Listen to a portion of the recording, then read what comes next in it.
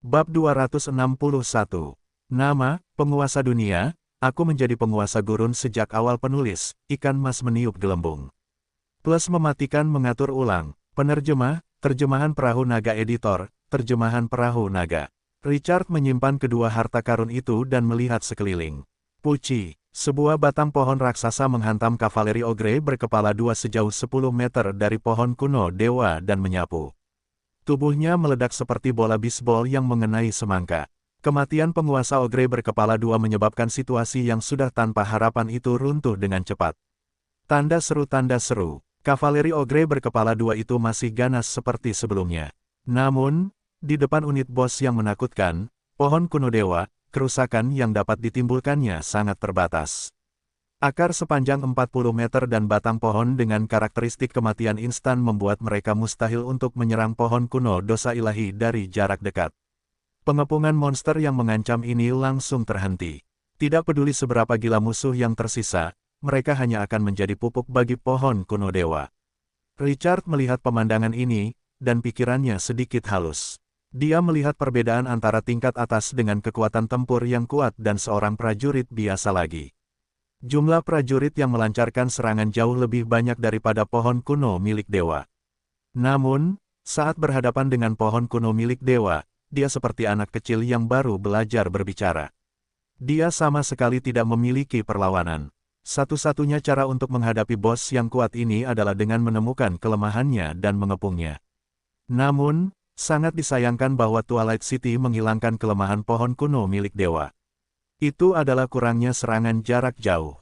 Suasana hati Richard menjadi cerah saat memikirkannya. Saat pohon kuno milik dewa menjadi musuhnya, semakin kuat pohon itu, semakin dia tidak senang. Namun, setelah pohon itu menjadi anggota Twilight City, semakin kuat pohon itu, semakin dia senang. Tidak sia-sia dia telah memikirkannya begitu lama. Pertempuran di area pertanian akan segera berakhir. Alphys dan naga darah kerangka secara bertahap menyelesaikan pertempuran di Twilight City. Tanpa gangguan dari angkatan udara musuh, naga darah kerangka tidak diragukan lagi adalah penguasa. Pasukan darat tidak dapat melarikan diri dari napas naga yang korosif. Adegan pertempuran dengan jelas menggambarkan pentingnya keunggulan posisi udara. Performa pasukan tingkat mahkota ini dalam perang ini sangat luar biasa. 20 menit kemudian, pemberitahuan sistem berdering di telinga Richard. Ding gelombang wilayah Anda telah menerima hadiah khusus selama minggu bencana khusus para binatang buas telah keluar dari kandang mereka dan mengalahkan beberapa musuh. Twilight City telah memperoleh hadiah khusus semua pasukan telah ditingkatkan ke 1 level. Ding gelombang Anda telah menerima 100.000 poin pengalaman. Ding gelombang poin pengalaman Anda sudah maksimal. Anda telah memicu misi pertempuran para pahlawan. Silakan berburu pahlawan liar dengan potensi peringkat C ke atas dan level di atas 10 sendiri. Setelah misi selesai, itu dapat mempromosikan Anda ke pahlawan level tinggi. Sebelum misi selesai, Anda akan tetap berada di level 9 dan tidak dapat memperoleh pengalaman. Mata Richard berbinar ketika dia mendengar pemberitahuan sistem. Sudah hampir 3 bulan, dan dia akhirnya mencapai level 10. Itu tidak mudah. Dan level berikutnya adalah daerah aliran sungai pertama. Pasukan di atas level 10 disebut pasukan tingkat lanjut, dan pahlawan disebut pahlawan tingkat lanjut. Semua atribut akan menerima bonus tambahan. Mereka mengatakan level ini adalah langkah pertama dari perubahan kualitatif. Setelah itu ada 2 level vital, level 15 dan 20. Dengan setiap pos pemeriksaan, kekuatan pertempuran, mereka akan meningkat pesat. Siapa yang tahu kapan dia bisa naik level ke-15 atau 20 jika butuh usaha keras untuk naik level ke-10. Misi pertempuran para pahlawan memungkinkan saya memburu unit pahlawan level 10 dengan potensi peringkat C ke atas sendirian. Richard mengendus bau itu dan berbalik untuk melihat tubuh tanpa kepala dari penguasa ogre berkepala dua. Apakah dia terlalu cepat tadi? Itu adalah bos level 14, dan dia memberikannya secara cuma-cuma. Misi ini mungkin sulit bagi penguasa lainnya. Lagi pula, tidak semua orang bisa melawan level 9 yang naik ke level 10. Dan lawannya adalah pahlawan. Tapi baginya, bukankah terlalu mudah untuk membunuh satu saja? Pola pikirnya saat ini bahkan lebih aneh daripada pohon kuno dewa. Bahkan jika dia tidak menggunakan pemburu luar biasa, dia masih bisa mempermainkan penguasa ogre berkepala dua level 14 sampai mati. Peringkat Beyond A sudah cukup untuk membuatnya tak terkalahkan di antara mereka yang selevel. Sebagai perbandingan, dia lebih seperti bos. Dengan lambaian tangannya, dia menggulung mayat penguasa Ogre berkepala dua itu dengan pasir dan melemparkannya ke dekat pohon kuno dewa. Simpan tubuh ini, kita akan menggunakannya untuk merekrut mumi di masa depan. Pohon kuno dewa yang melahap mayat-mayat di sekitar segera menyeret mayat Ogre itu ke padang pasir. Richard mengangkat kepalanya dan melihat bahwa pohon kuno dewa itu telah menumbuhkan ratusan buah emas, yang hanya berjumlah 10 sebelum perang. Mereka memang mencolok saat digantung di cabang-cabang yang kosong. Itu langsung membangkitkan suasana hatinya. Mereka semua adalah tawon berbisa. Ketika semuanya menetas, jumlahnya melebihi 1000. Panen kolosal hari ini adalah peta misterius yang menunjuk ke harta karun yang tidak diketahui. Ini adalah mayat-mayatnya. Setiap mayat mewakili nutrisi yang banyak.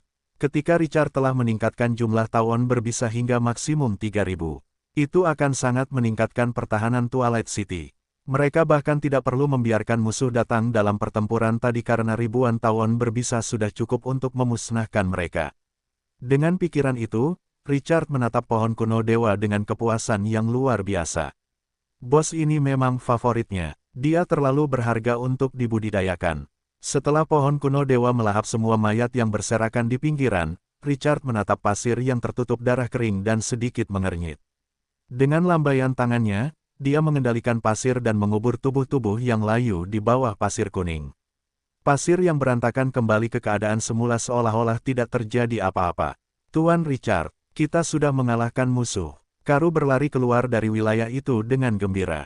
Sebelum dia mendekat, dia bisa mendengar suara Richard yang bersemangat. Richard terkekeh pada pria tua berambut abu-abu itu.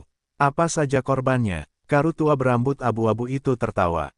Selain beberapa mumi yang diperban yang mati, tidak ada kerusakan lain. Meriam alkimia raksasa yang kau bawa pulang terlalu kuat. Pasukan kita telah mengalahkan lebih dari setengah musuh bahkan sebelum mereka bisa mendekati Twilight City. Mumi yang diperban dan prajurit kalajengking melindungi mereka yang tidak terbunuh karena mereka memblokir tembakan artileri. Saat Karu berbicara, dia berbalik dan melihat sekeliling. Pertempuran di pihakmu. Dia tertegun di tengah jalan. Lingkungan yang tenang dan damai yang dilihatnya sangat berbeda dari medan perang yang dia bayangkan. Apa yang sedang terjadi? Richard terkekeh. Itu sudah diselesaikan. Dia melihat pohon kuno dewa saat dia berbicara. Treebeard, pergilah ke wilayah itu dan lahap semua mayat. Biarkan tawon berbisa berkembang biak. Sesuai keinginanmu, Tuan. Bahasa manusia pohon. Kuno Treebeard yang lambat terdengar. Sua, Treebeard memobilisasi akarnya dan berputar di sekitar area pertanian. Ia kembali ke Twilight City. Hati Karu tua bergetar. Pohon raksasa kuno berwajah manusia yang bengkok ini tingginya lebih dari 40 meter. Meskipun Richard telah melihatnya berjalan berkali-kali, ia tetap terlihat sangat mengejutkan. Ketika akar pohon melihat mayat dan dahan di seluruh wilayah selatan mereka segera menancapkan akar mereka di tanah dengan suasana hati yang gembira. Tak lama kemudian, akar-akar kecil tumbuh dan menusuk dahan-dahan seperti sedotan. Ia melahap energi mayat-mayat di sekitar mereka. Buah-buah emas di mahkota pohon itu dengan cepat mengembang seperti balon setelah pohon itu menerima energi yang cukup. Warnanya berangsur-angsur menjadi gelap. Beberapa menit terasa seperti beberapa bulan. Buah-buah emas itu perlahan-lahan pecah. Itu memperlihatkan, daging, di dalamnya, tawon-tawon berbisa yang terhubung ke tabung-tabung transparan. Tawon-tawon itu mulai menyebar setelah terpapar udara. Mereka perlahan-lahan meregangkan tubuh mereka dan membiarkan udara mengeringkan cairan lengket di tubuh mereka. Setelah tubuh mereka mengering, tawon-tawon itu perlahan-lahan mengepakkan sayap mereka dan melepaskan diri dari tabung transparan yang tampak seperti tali pusar. Mereka perlahan-lahan terbang di sekitar batang pohon. Semakin banyak buah-buah emas yang pecah. Dan tawon-tawon beracun yang baru lahir dengan cepat membentuk awan hitam tebal di atas pohon kuno dewa itu. Suara dengungan itu menyebar jauh dan luas. Setelah pohon kuno dewa itu selesai melahap mayat-mayat di sisi selatan, Richard membuka panel atribut pria itu dan melihat data yang memuaskannya. Tawon-tawon berbisa, hitungan 1621. Ini adalah pasukan bintang 3 yang langka. Itu sangat nyaman. Seperti yang diharapkan, setiap minggu bencana adalah palsu. Namun, minggu kesejahteraan itu asli. Minggu-minggu sumber daya itu adalah kebohongan. Bagi gurun, minggu-minggu sumber daya yang meningkatkan produksi poin sumber daya seharusnya disebut minggu bencana. Dia hanya bisa menantikan beberapa minggu bencana serupa lagi. Dia baik-baik saja, dan Twilight City masih bisa menahan tekanan semacam ini setelah perang berakhir. Twilight City kembali ramai. Para penduduk yang baru saja keluar dari rumah mereka dengan gembira berkumpul di depan alun-alun kediaman Lord. Mereka dengan bersemangat mendiskusikan perang yang baru saja mereka taklukkan. Rasa terima kasih kepada Twilight City karena tidak memiliki tembok. Mereka dapat menyaksikan pertempuran dari dekat. Baik itu napas naga yang mengerikan dari naga darah kerangka yang dapat melelehkan orang atau tembakan artileri ganas dari meriam alkimia raksasa yang dapat menghancurkan segalanya, keduanya sangat menyenangkan para penduduk. Rasa hormat yang kuat muncul di hatinya saat dia berbagi kebanggaan. Tanda seru, apakah kalian melihat itu? Meriam alkimia raksasa itu membunuh ratusan musuh dengan satu tembakan. Itu bukan apa-apa, apa yang kulihat bahkan lebih kuat. Lord Alphys membakar puluhan ribu orang sampai mati dengan satu napas-napas naga. Di masa depan, aku ingin menjadi sekuat naga raksasa. Aku ingin melindungi wilayahku dan bertarung untuk Lord. Apakah kamu masih ingat bahwa hanya ada selusin mumi di Twilight City 2 bulan lalu? Sekarang, kekuatan pasukan kita telah meningkat lebih dari 10 kali lipat. Puji Tuhan, pujian dan ekspresi kekaguman yang luar biasa terus berlanjut. Richard baru saja mengembalikan pohon kuno dewa ke tempat asalnya setelah pohon tua itu melahap semua mayat dan dahan. Dia berjalan memasuki wilayah itu. Dia tersenyum melihat peningkatan jumlah tawon berbisa yang tiba-tiba. Ketika penduduk yang bersemangat melihatnya, mereka segera mulai memanggil dengan cara seperti tsunami. Seluruh wilayah mulai mendidih seperti mereka telah menuangkan air dingin ke dalam minyak panas. Semua orang menatap tuan mereka dengan mata membara. Dia adalah satu-satunya penguasa tanah ini. Kemanapun Richard pergi, penduduk di kedua sisi jalan segera membungkuk kepadanya. Rasa hormat mereka terpancar dari lubuk hati mereka. Richard tersenyum dan mengangguk pada semua orang. Dia kemudian berdiri di rumah bangsawan dan melambaikan tangan kepada penduduk. Dia berkata dengan suara yang jelas, "Warga Twilight City, kita menang." Kalimat ini seperti dia menyalakan tong mesiu. Itu meledak seketika. Puji Twilight City, puji Tuhan Richard, hidup Tuhan. Para penduduk terus bertepuk tangan. Cara terbaik untuk meningkatkan moral adalah dengan menang. Dan memenangkan perang asing akan menggandakannya. Twilight City menang dengan indah kali ini. Dan itu adalah kemenangan di mata semua orang. Dorongan bagi para penduduk berkali-kali lebih kuat daripada disuntik dengan darah ayam. Richard tidak banyak bicara. Suasana sudah mencapai titik ini, dan mereka tidak lagi membutuhkan kata-kata. Dia melambaikan tangan ke arah kerumunan dan berbalik untuk memasuki rumah bangsawan. Kegembiraan para penghuni tidak berkurang, dan mereka masih melampiaskan kegembiraan batin mereka. Candaan itu tidak hilang untuk waktu yang lama.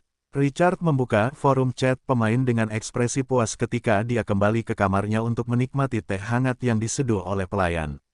Itu seperti kenyamanan menjelajahi internet setelah hari yang sibuk. Meskipun Twilight City telah selamat dari krisis dan bahkan mengubah bencana menjadi keuntungan, para pemain lain tidak begitu kuat. Minggu bencana kali ini adalah bencana yang sebenarnya bagi mereka. Wilayahku telah ditaklukkan. Apa yang harus kulakukan sekarang? Sistem memberitahuku bahwa aku telah kehilangan status penguasaku.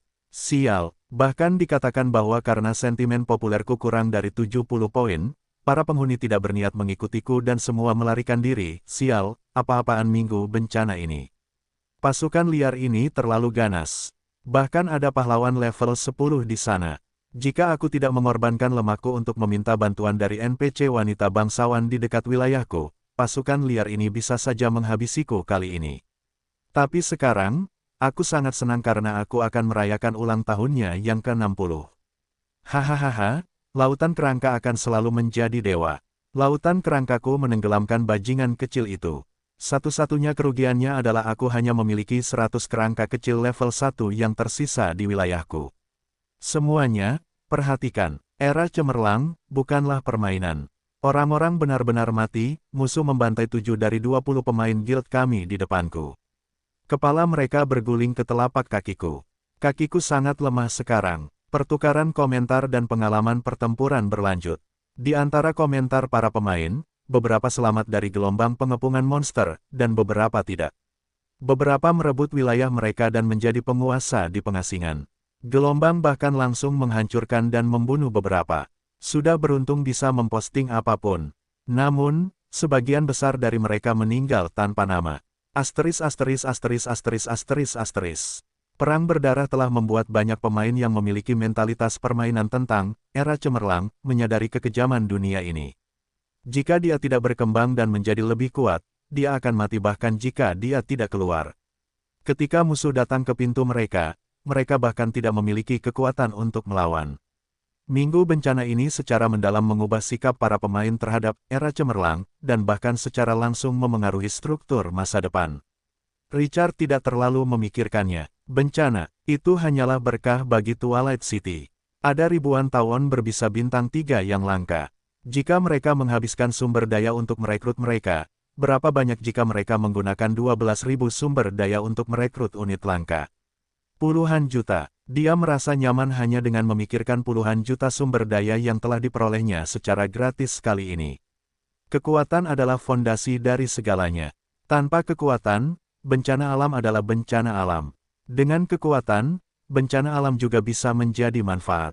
Richard menutup halaman forum. Dia mendesah. Itu membuatnya semakin bertekad untuk mengembangkan Twilight City dengan cepat. Cara terbaik untuk menghadapi semua bahaya adalah menjadi kuat terlepas dari situasinya. Setelah dia berpikir sejenak, dia meminta seseorang untuk memanggil semua pahlawan Twilight City. Richard langsung ke intinya setelah semua orang. Karu, apa kerugian dalam perang ini? Karu, yang wajahnya penuh kerutan, melangkah maju dan melaporkan. Tuan Richard, kami menggunakan total 510 bom alkemis. Kami masih memiliki 1630 tersisa. Tanda seru, kami kehilangan 20 mumi yang diperban. 20 yang tersisa. Prajurit kalajengking, 4 tewas, 53 tersisa. Itu semua kerugiannya. Kemudian, dia melanjutkan dengan nada kagum. Meriam itu sangat efektif dalam pertempuran ini. Mereka membunuh 70% musuh. Keputusanmu untuk membawa meriam alkimia raksasa kembali ke Twilight City adalah hal yang cerdas. Richard tersenyum. Para kurcaci berwarna abu-abu menggunakan meriam alkimia raksasa sebagai senjata untuk mempertahankan tembok kota utama. 1. Jika pihak lain tidak ingin menghancurkan kota Bloodhoof dan membawa meriam alkimia raksasa ini ke sini, dia tidak dapat memperolehnya dengan cepat. Panen dari dunia bawah juga telah memengaruhi Twilight City. Bagus sekali. Kali ini, kalian semua telah melakukannya dengan baik. Setelah Richard memuji mereka, dia melihat ke arah seorang alkemis level 12 dengan lengan yang cacat alami. Brown, apakah meriamnya rusak parah? Kurcaci berwarna abu-abu yang duduk di posisi yang tidak mencolok di meja panjang segera menjadi fokus perhatian semua orang. Jantung Brown tiba-tiba menegang, dan suaranya bergetar. Tuan, meriam itu dirancang untuk menembakkan 50 bom alkimia, dan kita perlu merawatnya. Saat ini, meriam itu baru menembakkan setengahnya. Namun, dengan penyimpanan bom alkemis kita saat ini, kita tidak perlu merawatnya untuk saat ini. Jika bola meriam tidak dapat dirawat setelah kita menembakkannya, tidak ada gunanya merawatnya. Richard mengangguk. Barang apa yang kamu butuhkan untuk merawat meriam alkimia? Mercury. Ketika Brown melihat Richard tampak bingung, ia dengan cepat berkata, penembakan meriam alkimia raksasa akan mengikis merkuri yang terukir di lubang laras. Itu adalah bagian dari susunan sihir alkimia. Begitu penembakan benar-benar merusak susunan sihir alkimia, jangkauan dan kekuatannya akan berkurang. Jika sebuah kota tidak merawatnya dalam waktu lama, bahkan ada risiko ledakan. Kata-kata ini hampir sama dengan pengenalan sistem. Berapa banyak merkuri yang dibutuhkan untuk setiap perawatan? Itu tergantung pada kausan meriam. Semakin serius kausannya, semakin banyak energi yang akan dikonsumsinya. Jika tidak dirawat setelah 50 peluncuran, setiap pintu akan mengonsumsi 30 unit merkuri. 30 unit, 105 unit akan menjadi 3150 unit. Richard tahu bahwa dibandingkan dengan kekuatan meriam alkimia raksasa, harganya sepadan. Aku akan menyimpan 20.000 unit merkuri di gudang. Jika kau perlu memperbaiki meriam, kau bisa meminta Karu. Kurcaci berwarna abu-abu itu segera menjadi bersemangat.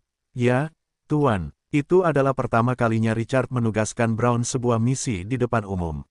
Itu berarti bahwa ia telah mulai berintegrasi ke dalam wilayah ini. Dan inilah yang paling dihargai. Richard menoleh ke para pahlawan lainnya. Apakah ada hal lain yang ingin kalian laporkan? Dengan tatapan penuh tekad, Sina perlahan berdiri. Ia memancarkan keganasan seorang veteran. Ia menatap lurus ke arahnya. Tuan Richard, aneh sekali pasukan liar menyerang Twilight City kali ini. Richard tertarik. Apa maksudmu? Kata Sina dengan suara yang dalam. Setelah kita membangun wilayah, itu akan memengaruhi aktivitas makhluk-makhluk di sekitarnya. Oleh karena itu, monster-monster ini akan bersatu di beberapa titik untuk menghancurkan musuh-musuh yang mengancam mereka. Ada legenda lain, itu adalah aturan yang ditetapkan oleh Dewa Pencipta bahwa pasukan liar akan mengepung wilayah. Itu karena sang penguasa memiliki kekuatan yang jauh melampaui orang biasa dan menikmati status yang paling mulia. Jadi, Dewa Pencipta memutuskan bahwa jika Anda ingin menjadi penguasa, seorang dewa harus menguji Anda. Termasuk suku Krina, pasukan di alam liar menyerang mereka sesekali. Terkadang sekali setiap beberapa tahun, terkadang sekali setiap beberapa bulan. Namun, unit penyerang ini memiliki kecerdasan normal. Jika mereka menghadapi terlalu banyak korban, mereka akan segera mundur. Saat dia mengatakan itu, suaranya menjadi serius. Musuh yang mengepung Twilight City kali ini memiliki mata berwarna darah. Sangat aneh mereka tidak akan mundur meskipun mereka semua terbunuh. Richard menatap Sina. Dia berpikir keras. Dia memperhatikan beberapa kata kunci.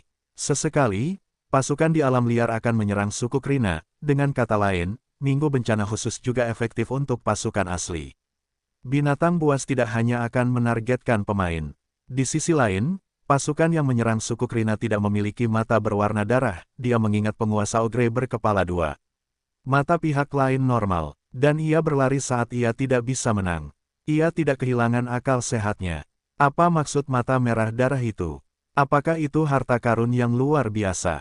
Semacam keterampilan yang hebat. Apakah itu aturan unik dari minggu bencana atau karakteristik luar biasa dari gurun kematian? Ia tiba-tiba teringat pada dua benda yang ia peroleh dari raksasa berkepala dua itu, peta misterius dengan navigasinya dan manik spasial. Richard bisa mendapatkan jawaban dari tempat misterius yang ditunjuk oleh peta itu. Saat dia merenung, dia menahan keinginan untuk segera pergi berpetualang. Sekarang bukan saatnya. Perhatiannya kembali ke ruangan. Terlalu sedikit informasi tentang masalah ini. Aku belum bisa membuat penilaian. Saat ini aku punya petunjuk. Kami akan menyelidikinya saat kami bebas dalam 2 hari. Sina mengangguk dan tidak memikirkannya. Richard berpikir sejenak, lalu menatap kurcaci berwarna abu-abu itu. Dia mengajukan pertanyaan yang paling dikhawatirkan Sina. Brown, tahukah kamu bahwa kurcaci berwarna abu-abu telah menguasai teknik alkimia khusus, transfusi darah? Kata-kata ini segera membuat jantung Sina berdebar. Matanya tertuju pada pihak lain, dan napasnya secara tidak sadar melambat. Brown dengan cepat berkata, Tuan, seorang alkemis kurcaci berwarna abu-abu mengembangkan transfusi darah alkimia di kota Benteng. Saat Brown mengatakan itu, kebencian menyelimuti matanya. Bajingan sialan itu menuntun kurcaci berwarna abu-abu ke jalan yang salah. Kemudian, dia mulai membicarakannya dengan marah. Dari penjelasan Brown, Richard perlahan memahami rahasianya. Para kurcaci abu-abu memiliki tubuh yang lemah dan merupakan satu-satunya ras di antara ras penjara bumi yang tidak dapat menaklukkan Wyvern. Kelemahan ini adalah bagian tersulit dari hati kurcaci abu-abu. Di bawah rasa rendah diri, ia mengembangkan ide baru, memanfaatkan ras lain untuk memperkuat dirinya. Kurcaci abu-abu mana yang tidak ingin memiliki tubuh naga? Mereka mengatakan bahwa kebijaksanaan kurcaci abu-abu memang luar biasa. Meskipun sulit untuk diterapkan setelah percobaan yang tak terhitung jumlahnya. Ia akhirnya mengembangkan teknik alkimia yang dapat menggunakan darah makhluk yang kuat untuk memperkuat dirinya. Setelah transformasi, kurcaci abu-abu yang lemah dapat memiliki kekuatan yang sangat kuat. Namun, alkimia ini belum menyebar luas karena memiliki konsekuensi yang menegangkan, mengubah seseorang menjadi monster. Semakin banyak kekuatan yang mereka peroleh, semakin cacat monster yang mereka ubah. Brown, yang telah melihat rekannya berubah menjadi monster yang menakutkan, dengan tegas menentang penerapan teknologi ini. Penentangannya telah menyinggung para pendukungnya. Secara khusus, kepala suku kurcaci berwarna abu-abu itu marah dan mengusirnya dari kota Benteng. Di akhir kalimat Brown, ia berkata dengan penuh semangat. Tuan, Anda tidak boleh percaya pada teknik pertukaran darah alkimia. Itu hanya akan mengubah orang menjadi monster yang akan kehilangan akal sehat mereka. Tanpa pikiran mereka, apa gunanya memiliki kekuatan besar? Richard melambaikan tangannya. Ia memberi isyarat kepada Brown untuk tenang. Ia kemudian memberitahunya tentang segel di tubuh Sina dan idenya untuk melepaskan segel dengan pertukaran darah. Setelah Brown mendengar ini, ia pun berpikir keras. Setelah waktu yang lama, ia menatap Sina dengan heran. Segel para dewa, dewa para kurcaci berwarna abu-abu di atas sana, Lady Sina, leluhurmu pasti sangat kuat. Jika seseorang tidak cukup kuat, bagaimana mungkin mereka menyinggung dewa dan membuat dewa itu melepaskan kutukan yang dapat diturunkan dari garis keturunan mereka? Akhirnya, Brown berkata dengan sedikit ketidakpastian. Untuk membantah bajingan itu, aku juga mempelajari alkimia transformasi darah secara mendalam. Pertukaran darah alkimia dapat melepaskan semua darah di tubuh Lady Sina. Dan itu dapat membuatnya tetap hidup. Tetapi jika kau ingin menghancurkan segel itu, kau akan membutuhkan jenis darah kuat lainnya untuk menyatu dengannya. Segel adalah kekuatan yang unik. Tuan, tolong temukan garis keturunan sekuat Lady Sina. Aku dapat mencoba dengan darah segar yang dapat menahan kekuatan segel dewa. Mata Richard membelalak karena semangat. Apakah pahlawan yang melumpuhkan, Sina, akhirnya akan dilepaskan dari kandangnya? Dia sudah lama menantikan ini. Dalam bentuk lengkapnya, kekuatan tempur Sina akan lebih unggul dari pahlawan naga, Alphys. Kemampuan terobosan satu poin lawan yang kuat adalah yang terbaik di seluruh arena. Dengan prajurit ini, itu akan meningkatkan kemampuan pasukan Twilight City untuk memenggal kepala orang beberapa level. Namun, darah yang dapat menahan kekuatan segel dewa tampaknya tidak mudah ditemukan. Richard tiba-tiba teringat darah naga suci. Dia bisa menggunakan darah sebanyak ini yang mengandung energi yang sangat besar untuk menggantikan darah sang putri. Benda mistis. Namun, dia langsung menyangkalnya setelah memikirkannya. Satu tetes saja sudah lebih dari cukup, belum lagi nilainya. Setelah dia mencatatnya, tanda seru, Richard tersenyum pada gadis itu, yang matanya merah karena kegembiraan. Sina, jangan khawatir, itu hanya beberapa kata sederhana, dan dia tampaknya tidak mengatakan apa-apa. Tetapi Sina menatapnya dengan kepuasan dan rasa terima kasih yang luar biasa. Sejak saat dia setuju untuk membantunya melepaskan segel di tubuhnya, Richard tidak pernah melupakan ini. Apa yang telah dia lakukan jauh lebih dari apa yang dia katakan. Kadang-kadang, dia bahkan berpikir bahwa jika bukan karena segel itu, mungkin dia akan berlutut di depannya dan berjanji setia dengan sukarela. Merupakan kehormatan baginya untuk bertarung demi Tuan seperti itu. Setelah beberapa diskusi lagi, Richard membubarkan pertemuan itu. Tidak banyak yang bisa disimpulkan dari perang ini. Musuh yang tidak rasional itu langsung disapu bersih di bawah gemuruh artileri, tidak dapat menimbulkan gelombang apapun. Kali ini, tidak ada kesalahan dalam komando atau pertahanan Twilight City. Dibandingkan dengan itu, ada hal lain yang menarik perhatiannya. Kemarin adalah tanggal 16 Juli Senin, dan sistem telah menyegarkan sarang pasukan. Namun, sumber daya yang mereka butuhkan untuk perekrutan tidak mencukupi. Dia melihat puluhan ribu sumber daya yang tersisa di panel atributnya. Richard berkata tanpa daya, pemain lain khawatir tentang di mana merekrut pasukan yang lebih kuat, tetapi dia khawatir merekrut terlalu banyak pasukan. Setiap perekrutan akan menghabiskan ratusan ribu unit sumber daya, yang bukan jumlah yang sedikit untuk gurun dengan ranjau tandus. Dan seiring berjalannya waktu, keuntungan dari perburuan menurun.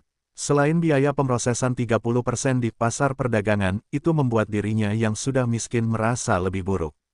Dia segera membiarkan beberapa pahlawan memimpin tim untuk berburu.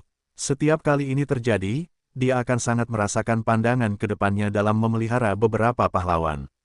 Dia bisa menyerahkan pekerjaan membosankan memindai peta kepada bawahannya. Seiring meningkatnya levelnya, pengalaman yang diperolehnya dari memindai peta sangat sedikit, jadi dia kehilangan minat dalam hal ini. Levelnya masih macet, dan dia harus membunuh pahlawan liar level 10 untuk terus naik level. Keesokan harinya, pada tanggal 18 Juli kabar baik datang, mereka telah menyelesaikan altar pahlawan. Hal itu menggelitik minat Richard, dan dia segera pergi untuk memeriksanya. Altar pahlawan adalah cetak biru paling awal yang diperolehnya, tetapi karena kurangnya sumber daya langka, butuh lebih dari 2 bulan untuk mulai membangunnya. Kali ini, mereka akhirnya menyelesaikannya. Mereka membangun altar pahlawan di dekat kamp militer. Itu tampak seperti piramida, dengan 9 lapis batu dan kayu, masing-masing setinggi 1 meter, dan anak tangga panjang di tengahnya. Di bagian paling atas altar 9 lantai itu, ada altar yang terbuat dari kristal dan batu permata. Meskipun seluruh bangunannya tidak megah, itu tampak sederhana dan memiliki pesona khusus. Dia membuka panel atribut, altar pahlawan, level, khusus, atribut, Anda dapat mengonsumsi sumber daya untuk membangkitkan pahlawan yang terikat pada altar. Anda hanya dapat membangkitkan 5 pahlawan per bulan. Anda hanya dapat membangkitkan 1 pahlawan 3 kali setahun. Pahlawan terikat saat ini, tidak ada. Deskripsi, altar dengan kekuatan khusus. Ia memiliki kekuatan yang luar biasa. Suasana hati Richard cerah. Pahlawan berbeda dari prajurit. Jika prajurit mati, biarlah. Mereka bisa merekrut lebih banyak lagi nanti. Paling-paling itu hanya akan membuang-buang sumber daya.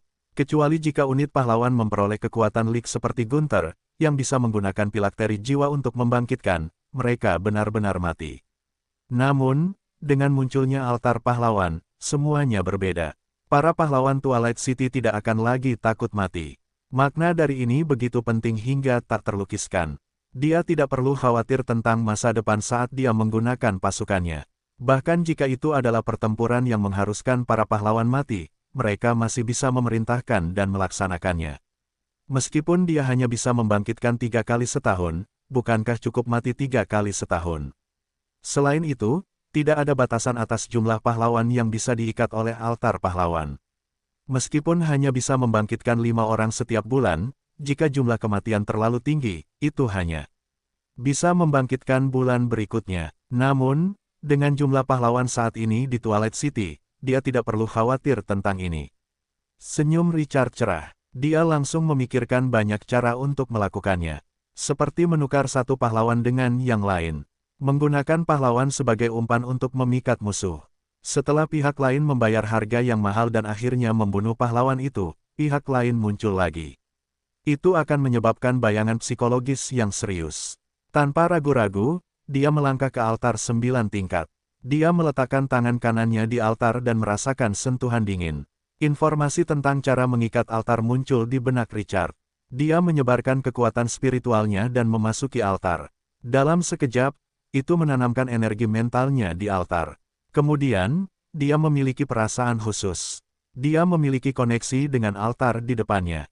Mulai sekarang, bahkan jika dia mati dalam pertempuran, mereka dapat membangkitkannya di sini. Richard berpikir sejenak. Dengan keterampilan Beyond Areng-nya, Sen Regeneration, dia memiliki 3 kehidupan sekarang. Apakah ini dihitung sebagai kehidupan ketiga? Itu terlalu nyaman. Setelah gelap, para pahlawan kembali dari perburuan mereka, dan Richard segera memerintahkan mereka untuk mengikat mereka. Brown, sang alkemis, akhirnya selesai mengikat. Meskipun kota itu tidak perlu menggunakan alkimia di medan perang, akan menjadi kerugian besar jika orang ini meninggal dalam kecelakaan. Setelah Brown mengetahui tentang fungsi altar pahlawan, itu membuatnya bingung. Sudut mulutnya berkedut. Itu hampir mencapai bagian belakang kepalanya. Dewa di atas, sang guru agung telah memberinya kehidupan kedua. Selama Twilight City tidak jatuh, dia tidak perlu khawatir akan kematian dalam kecelakaan. Altar pahlawan membangkitkan emosinya. Kesetiaannya kepada Richard dan rasa memilikinya terhadap Twilight City meningkat pesat. Pada akhirnya, Richard memanggil 2 pahlawan kehidupan yang telah berubah dan mengikat mereka ke altar. Tanda seru. Dengan cara ini, bahkan jika mereka menghadapi upaya pembunuhan di masa depan, tidak akan ada masalah. Bagaimanapun, para pahlawan dapat dibangkitkan. Richard merasakan rasa aman yang belum pernah dirasakannya sebelumnya. Di masa depan, tidak peduli seberapa intens perang itu, dia tidak perlu khawatir tentang kerugian yang tidak dapat diperbaiki. Waktu berlalu dengan cepat. 2 hari kemudian, tanggal 20 Juli. Pasukan pemburu telah mengumpulkan cukup banyak sumber daya untuk perekrutan. Richard tidak ragu untuk merekrut semua unit baru. Total kekuatan militer mereka telah meningkat pesat. Keuntungan terbesar dari Mumi adalah mereka tidak perlu mempertimbangkan logistik. Selama para prajurit jatuh, tidak ada pengeluaran lain. Dia sangat puas dengan ini. Jika itu adalah pasukan biasa, hanya makanan dan minuman harian dari ribuan orang ini akan cukup untuk membuatnya pingsan. Berapa banyak perbekalan yang harus dia bawa bersamanya begitu dia pergi berperang? Dalam hal keamanan wilayah, setelah pasukan besar di alam liar dikalahkan sehari sebelumnya, hanya ada beberapa pasukan. Binatang buas itu dibunuh olehnya segera setelah dilepaskan dari kandang. Jangkauan patroli gargoyle gelap telah meluas hingga 50 km, tetapi masih belum ada banyak musuh yang berkumpul. Dengan pohon kuno dewa dan beberapa tawon berbisa sebagai pertahanan, Richard tidak lagi khawatir tentang keselamatannya. Setelah semuanya beres, Richard mengeluarkan dua barang yang diperolehnya dari penguasa ogre berkepala dua. Setelah berpikir sejenak, dia segera mengumpulkan angkatan udara dan memanggil Karu. "Tuan Karu, Anda urus wilayah ini." Saat dia berbicara, dia menunjuk ke peta yang disertai navigasinya sendiri. "Ini peta yang saya dapatkan dari musuh. Terakhir kali, mungkin ada banyak sumber daya bagus yang tersembunyi di area itu. Item ini adalah hadiah yang dijatuhkan oleh pahlawan level 14 dari serangan monster di kota. Dia merasa bahwa dia akan bisa mendapatkan banyak hal kali ini. Ini terutama berlaku untuk mutiara luar angkasa, yang memiliki banyak makna di baliknya." Master Karu tampaknya telah memikirkan sesuatu dan mengajukan pertanyaan lain. "Tuanku, apakah kita perlu mengirim lebih banyak pasukan untuk menjaga pintu masuk ke dunia bawah?" Richard mengangguk. "Mumi-mumi itu sudah cukup. Dunia bawah tanah sedang kacau, dan kekuatan yang mengancam kita tidak bisa melarikan diri. Kita hanya perlu mencegah musuh muncul ke permukaan tanpa kita sadari. Dunia bawah tanah mengandung banyak sekali kekayaan, tetapi butuh banyak waktu untuk berkembang. Namun, yang paling kurang darinya saat ini adalah waktu. Selain itu, dia sudah menghasilkan banyak uang di bawah tanah, jadi dia tidak bisa begitu saja mengambil seekor domba dan mengeksploitasinya. Tidak akan terlambat untuk pergi setelah kota Bloodhoof menaklukkan beberapa kekuatan bawah tanah. Itu akan terjadi secara bertahap." Sambil berbicara, dia mengamati wilayah itu. "Jika ada keadaan darurat, Anda dapat mengirim tawon berbisa untuk membantu. Meskipun kekuatan tempur tawon berbisa tidak sekuat naga darah kerangka, jumlahnya sangat banyak. Tanpa keterampilan area of effect seperti napas naga, tawon berbisa pasti akan menjadi mimpi buruk musuh." Detik berikutnya, Master Karu memahaminya. "Ya, tuanku. Harap berhati-hati." Richard tidak tinggal lebih lama setelah memberikan perintahnya.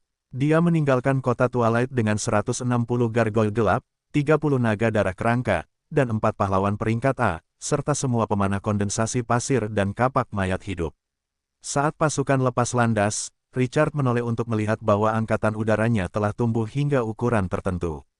Matanya berbinar. "Setelah ekspedisi ini, aku akan mengumpulkan sumber daya dan meningkatkan semua sarang yang kumiliki. Ketika aku cukup kuat, aku bisa memasuki reruntuhan kuno lagi untuk menjelajah. Aku bertanya-tanya berapa banyak harta karun yang tersembunyi di pintu yang tersisa." Saat Richard memikirkannya, dia memerintahkan salah satu pahlawan untuk terbang keluar dari wilayah itu. 30 naga darah kerangka memimpin pasukan, diikuti oleh lebih dari 100 gargoyle gelap. Sayang sekali mereka tidak menghadapi pasukan iblis. Kalau tidak, mereka bisa mengembangkan 3 iblis kerangka yang tersisa dan sangat meningkatkan kekuatan mereka. Naga darah kerangka dan iblis kerangka keduanya adalah bintang 1. Naga darah kerangka dapat direkrut dengan memburu naga berdarah campuran, tetapi iblis kerangka membutuhkan iblis berdarah murni. Namun, gurun bukanlah jurang. Bagaimana mungkin ada begitu banyak iblis? Dengan demikian, jumlah iblis kerangka selalu sedikit. Richard harus menyerah pada jalan pintas ini untuk mendapatkan pasukan tingkat mahkota karena sulitnya mendapatkan mayat. Selain itu, dibandingkan dengan membunuh musuh, tidak diragukan lagi lebih dapat diandalkan dan praktis untuk merekrut dari sarang sendiri. "Saya telah melewati 1 putaran, tetapi mencapai akhir itu sulit. Kami kekurangan sumber daya." Richard sedang sakit kepala. Awalnya, dia pergi ke dunia bawah tanah untuk menjalankan misi besar dan mendapatkan banyak uang, tetapi dia telah menghabiskan semuanya. Selama periode ini, dia memperoleh pahlawan tingkat atas dan puluhan ribu sumber daya langka. Meskipun ada keuntungan besar, kelangkaan sumber daya masih belum dapat diatasi. "Saat aku kembali kali ini, aku akan mengesampingkan hal-hal lain dan fokus pada perolehan sumber daya. Aku akan menetapkan tujuan kecil, sebulan kemudian. Twilight City harus memiliki 20 sarang. Pasukan tingkat mulia. Untuk meningkatkan ke tingkat mulia, Richard akan membutuhkan 5 juta sumber daya. 20 di antaranya akan membutuhkan 100 juta. Saat Richard merenungkan, pasukan tidak pernah berhenti bergerak. 5 jam kemudian, Richard, yang sedang duduk di atas pahlawan, melambaikan tangannya dengan peta misterius di tangannya. Berhenti, perintahnya. Saat mereka mendengar perintah itu, pasukan itu tampaknya telah menekan tombol jeda, dan mereka langsung melayang di udara. Dia membandingkannya dengan peta dan melihat ke kejauhan, dan semangatnya langsung terangkat. Kita di sini. Semua orang segera memusatkan perhatian mereka. 1000 meter jauhnya, lapisan perisai yang cemerlang dan berwarna-warni turun dari langit, mengisolasi bagian depan seperti tembok kota.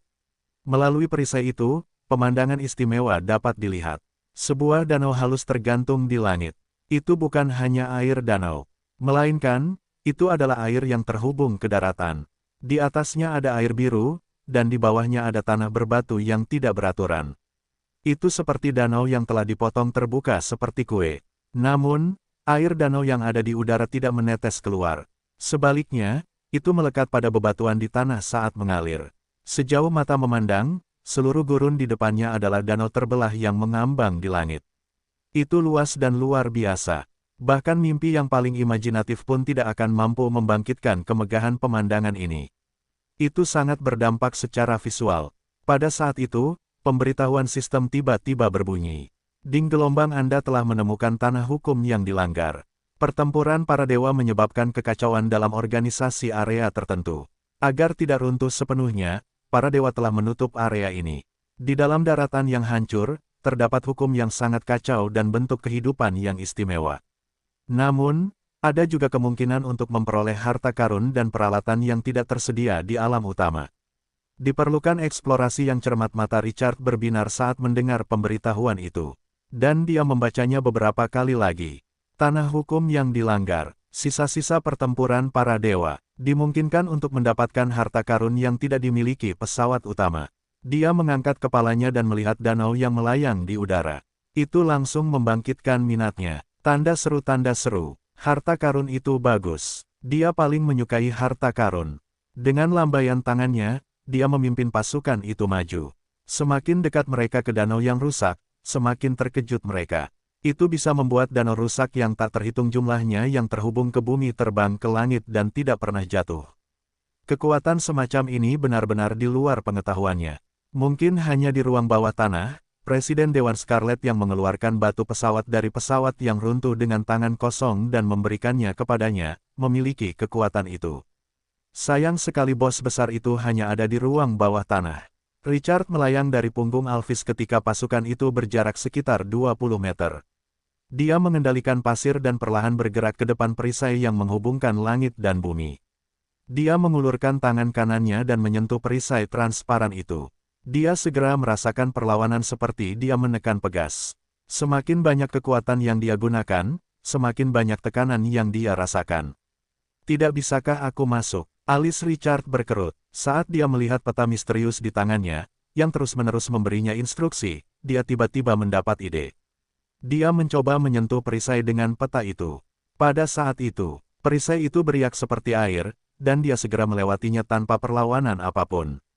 Dia merasa lebih nyaman. Dia menarik kembali tangannya dan tidak terburu-buru untuk masuk. Sebaliknya, dia diam-diam membuka sistem emas hitam. Seperti yang diharapkan, ada petunjuk yang lebih rinci tentangnya. Dia menemukan area penting tanah hukum yang dilanggar. Tingkat fragmentasi aturan regional, 2 bintang. Tingkat ancaman, sedang. Aturan khusus, tidak dapat menggunakan sihir spasial. Perintah, tidak dapat meningkatkan level aturan regional. 2 bintang, bahaya sedang. Semua ini mudah dijelaskan, tetapi aturan khusus membuatnya berpikir. Dia tidak dapat menggunakan sihir spasial, apakah ini terkait dengan pembentukan manik-manik ruang angkasa? Ketika dia melihat ke langit, danau yang pecah berada sekitar 20 meter di atas tanah. Dengan kekuatan kasar saja, bahkan raksasa tidak akan mampu membawanya. Ini hanya bisa terjadi karena aturan ruang angkasa. Minat Richard terusik. Semakin aneh aturannya, semakin istimewa hal-hal yang tersembunyi. Area ini sangat mirip dengan peta telur Paskah di permainan lain. Mungkin, seseorang dapat menemukan senjata ilahi dan beberapa telur naga. Dia berbalik dan melihat pasukan di belakangnya. Pemanah kondensasi pasir dan prajurit mayat hidup, turunlah segera dan bentuk garis pertahanan. Alphys, bawa semua angkatan udara kembali ke Twilight City secepat mungkin dan ambil mumi yang diperban, prajurit kalajengking. Bawa semua pasukan tingkat langka dan di atasnya. Gargoyle gelap itu segera menurunkan kedua unit dan kembali ke Twilight City bersama Alphys. Mereka terbang dengan kecepatan penuh, dan hanya butuh 2,5 jam bagi mereka untuk kembali ke Twilight City. Alphys kemudian segera mengumpulkan pasukan dan membawanya di darat. Alphys bahkan mengangkut boneka mekanik sihir yang anehnya berat seperti prajurit pedang berat dengan naga darah kerangka. Namun meskipun begitu, masih butuh 3 perjalanan penuh untuk mengangkut seluruh pasukan ke tanah hukum yang dilanggar ini. Richard tidak bisa menahan diri untuk tidak mendesah karena kurangnya transportasi. Tidak efisien untuk mengandalkan unit terbang untuk transportasi. Itu masih baik-baik saja untuk saat ini. Tetapi begitu situasi pertempuran menjadi mendesak, dia mungkin mengirim pasukan utama untuk bertindak sebagai kereta. 1. Namun, dia senang bahwa cacing pasir akan menetas dalam waktu sekitar 10 hari. Makhluk raksasa sepanjang 100 meter itu mungkin dapat mengubah kondisi lalu lintas yang mengerikan di Twilight City. Ketika saatnya tiba, dia akan merancang kereta khusus untuk cacing pasir dan membiarkan binatang raksasa dengan panjang tubuh 100 meter menarik kereta. Keributan itu cukup keren untuk dipikirkan. Ketika aku kaya, aku akan memelihara 9 cacing pasir untuk menarik kereta. 9 serangga menarik kereta. Siapa lagi? Richard menatap pahlawan peringkat C. Baal, bawa para ksatria kematian dan jaga tempat ini. Jika kamu melihat musuh, hubungi aku dengan kristal bisikan. Richard tidak ingin orang lain menghalangi rute pelariannya. Baik, Tuan. Gunther, pimpin 5 tim dari Twilight City untuk menjelajahi jalan. Mundur segera jika kamu menghadapi bahaya. Jangan berlama-lama dalam pertempuran. Sebagai lik berdarah yang memiliki pilakteri jiwa dan dapat dibangkitkan, Gunther adalah orang yang memimpin jalan. Setelah Richard memberi perintah, ia mengendalikan pasir untuk meletakkan peta pada perisai. Pasukan itu maju dengan mulus. Ia hanya menyimpan peta itu setelah pasukan itu lewat.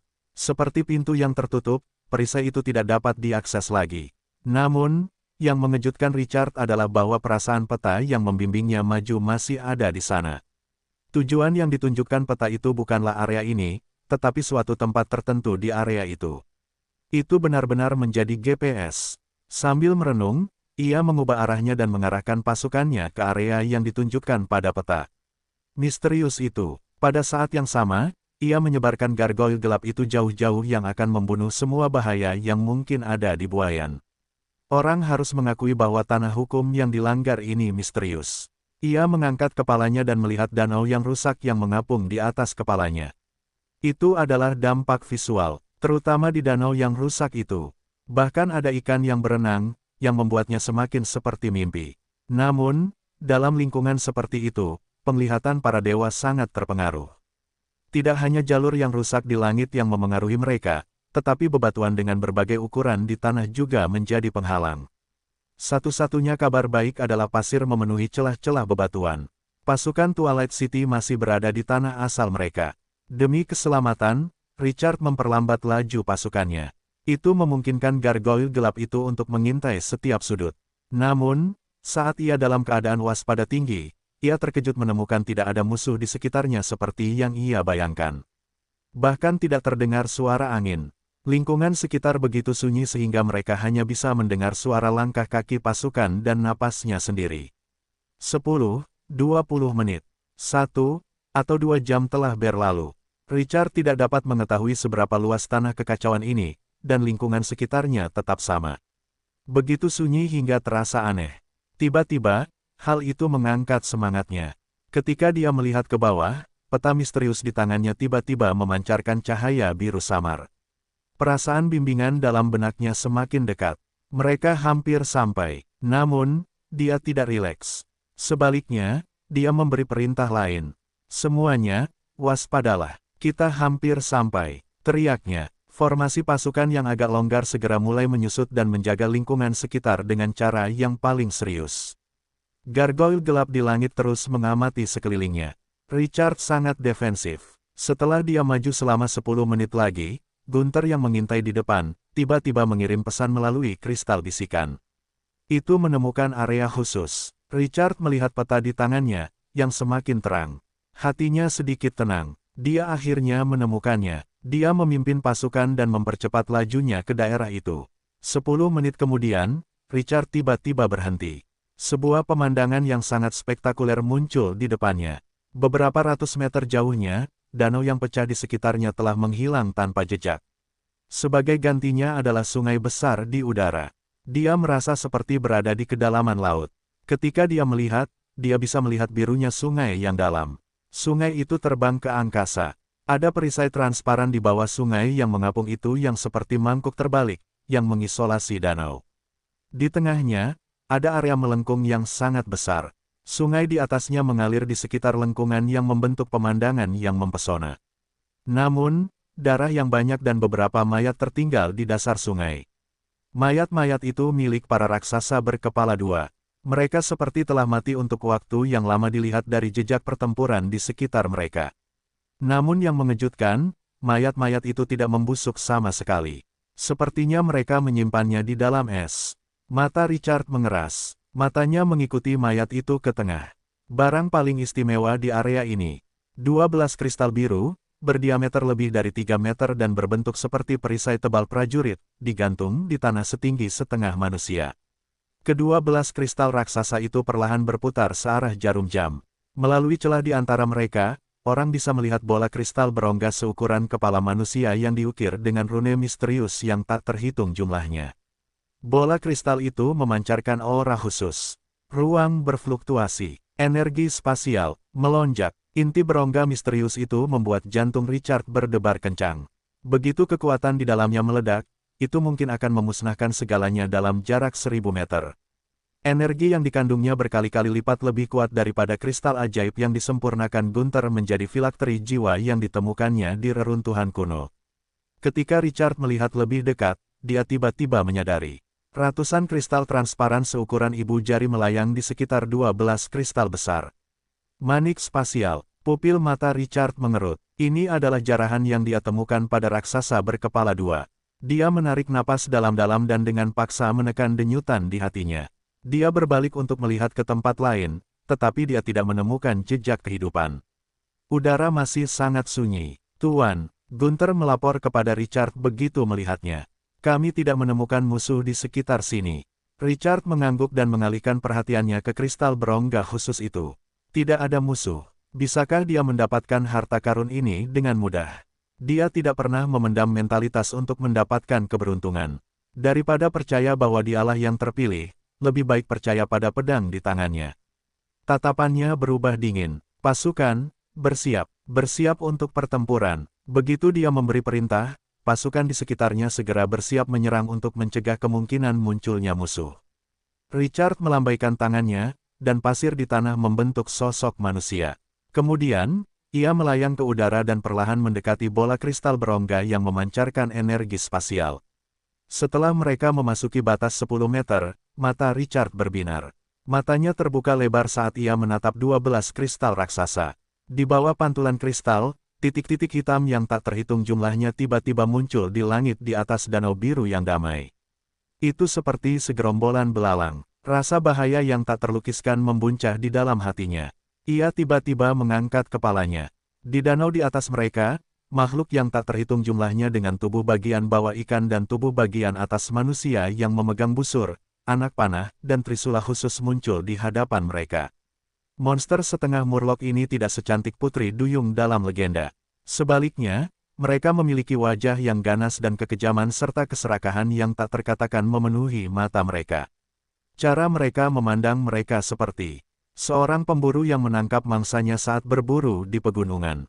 Pada saat ini, sosok dengan mahkota di kepalanya, tubuh setinggi 5 meter, dan berkali-kali lebih kuat dari manusia setengah duyung lainnya berenang keluar dari manusia setengah murloc. Manusia setengah duyung lainnya segera mundur. Mata mereka menunjukkan sikap yang sangat rendah hati. Manusia setengah murloc dengan mahkota muncul di atas kepala Richard. Ia melihat sekeliling melalui air danau, dan wajahnya yang ganas menjadi semakin mengerikan. Suara melengking yang dipenuhi kemarahan menembus danau. Raksasa rendahan, kalian hanya berhasil memikat mangsa yang sangat sedikit. Aku akan menggantungmu di air dan membiarkan piranha menggerogoti tulangmu. Bahasa Murloc kuno. Jantung Richard berdebar kencang saat mendengarnya. Untuk beberapa alasan, dia merasa sedikit konyol. Apakah peta misterius ini umpan yang digunakan para Murloc untuk memancing? Dan raksasa berkepala dua yang mati di tanah adalah hasil dari menggigit umpan. Apakah manusia setengah duyung ini bertindak seperti harimau, memperbudak raja raksasa berkepala dua yang telah dibunuhnya? Dan sekarang, si setengah Murloc memperlakukannya sebagai mangsa. Mata dingin itu membuat jantung Richard berdebar kencang. Dia menarik napas dalam-dalam dan dengan paksa menekan detak jantungnya. Dia memfokuskan perhatiannya. Bayangan itu memperlihatkan bayangan raksasa.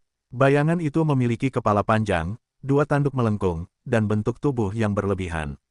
Centaur, tanda seru. Seorang centaur wanita bersembunyi di dalam air dan memegang kapak raksasa bergagang panjang. Baju zirah kulit sederhana menutupi dada pihak lain, dan matanya dingin dan tanpa emosi. Seolah-olah dia adalah boneka, seorang centaur di dalam air. Rasa ketidakharmonisan yang kuat memenuhi pemandangan ini. Itu membuatnya merasa sedikit aneh. Bagaimana para setengah Murloc terlibat dengan para centaur? Tetapi ketika Richard memikirkannya, bahkan danau itu berada di udara di tanah dengan hukum yang dilanggar ini. Jadi centaur di dalam air tidak tampak aneh. Tidak peduli makhluk macam apa itu akan memberi orang dampak psikologis yang kuat setelah diperbesar ratusan atau ribuan kali.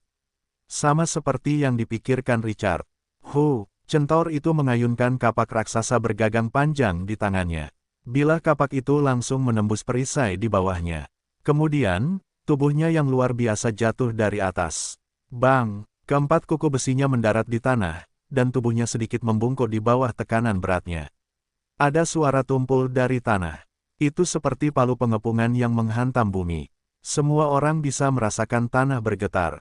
Mata Richard menjadi serius. Setelah centaur itu mendarat di tanah, dia menyadari bahwa tingginya lebih dari 10 meter. Kapak raksasa bergagang panjang di tangannya bahkan lebih dibesar-besarkan hingga ekstrim. Jika centaur itu mengayunkannya, itu dapat dengan mudah menghancurkan tembok kota. Dua tanduk melengkung di kepalanya bersinar samar. Wajahnya sangat indah, namun, tubuhnya yang luar biasa dan matanya yang tanpa emosi hanya membuat orang lain merasakan bahaya dan ketakutan. Mata Richard menyipit. Dia akhirnya mengerti bagaimana penguasa setengah Murloc itu telah memperbudak penguasa Ogre berkepala dua. Dia membuka panel atribut centaur itu. Penjaga kuno, unit bos, level 15, potensi A, keterampilan, karakteristik bos, bakat ras, belenggu. Deskripsi, penjaga tanah hukum yang dilanggar. Karena berjalannya waktu, kekuatannya telah menurun dari setengah dewa ke level 15. Richard menarik napas dalam-dalam beberapa kali. Namun, dia tidak bisa menahan kegembiraannya. Asal-usul centaur ini benar-benar aneh. Penjaga tanah hukum yang dilanggar dulunya adalah setengah dewa. Meskipun kekuatannya telah turun ke level 15, ia masih dikenal sebagai bos. Ia hanya menghadapi dua bos dalam waktu yang lama. Di ruang bawah tanah, Presiden Dewan Scarlet mengambil batu dimensi dari dimensi yang hancur dengan tangan kosong. Pohon kuno dewa tumbuh dengan melahap mayat dosa ilahi. Centaur ini adalah bos ketiga.